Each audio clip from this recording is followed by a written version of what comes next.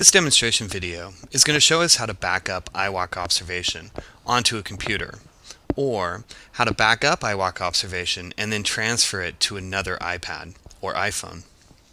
Now remember that iWalkObservation is a database file that lives inside the application on the iPad known as FileMaker Go. In order to find this, what we're going to do is we're going to connect our iPad to a computer, PC or Apple-based computer, it doesn't matter, and we're going to launch iTunes. If you don't have iTunes, you can download it from apple.com or itunes.com. Now, once I connect my iPad under Devices, my iPad's going to show up, and it'll show up as named as whatever it is that you've named your device. This iPad happens to be named FamilyPad. And if I click on that, it will normally jump directly to the summary page. Notice I have different options up here, and if you're familiar with iTunes and connecting iTunes or iPad to iTunes, then you're familiar with each one of these tabs.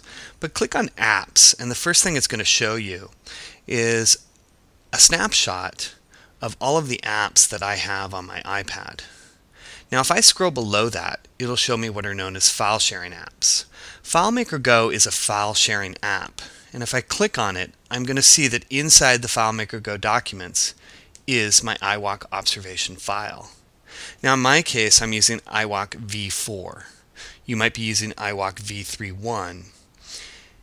And in order to transfer this or save it to my desktop or to my computer, I simply highlight it and then click on the Save To button. Now, select a space on your computer that's going to be easy to remember. For me, that immediate spot is always the desktop. So I'm going to go ahead and click Yes or Open. And you'll notice here on my desktop that the file, the database file, iWalk v4, has just been saved to my desktop. This is a copy of this file that lives on my iPad. Now, if I'm transferring this to a new iPad, well, if I'm backing up, I'm done.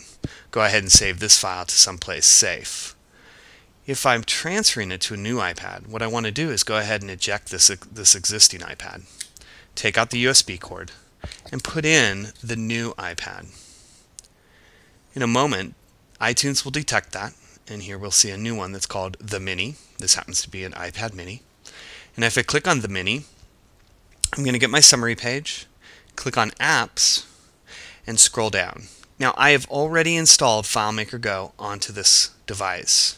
So if I click on it, we see that there are no documents in here. Now FileMaker, when it is first installed onto an iPad, comes preloaded with some files that have nothing to do with iWalkObservation. They're named such as contacts, address, tasks. You can keep those files if you'd like to use them, but I choose to delete them, and that's why you don't see anything here at all. Now in order for me to load iWalkObservation back onto my new iPad, I simply go Add, surf over to where it is that I have the iWalk file, which is desktop, and find it alphabetically, iWalk v4, and click Open. And if you noticed up here on this bar moved quite quickly, and that file has now been saved to my new iPad. I simply have to disconnect that iPad, walk into a classroom, and open up my existing iWalkObservation file on my new iPad. If there's any other way that I can support you in your work, please don't hesitate to email me at kevinc@iWalkObservation.com. Thank you.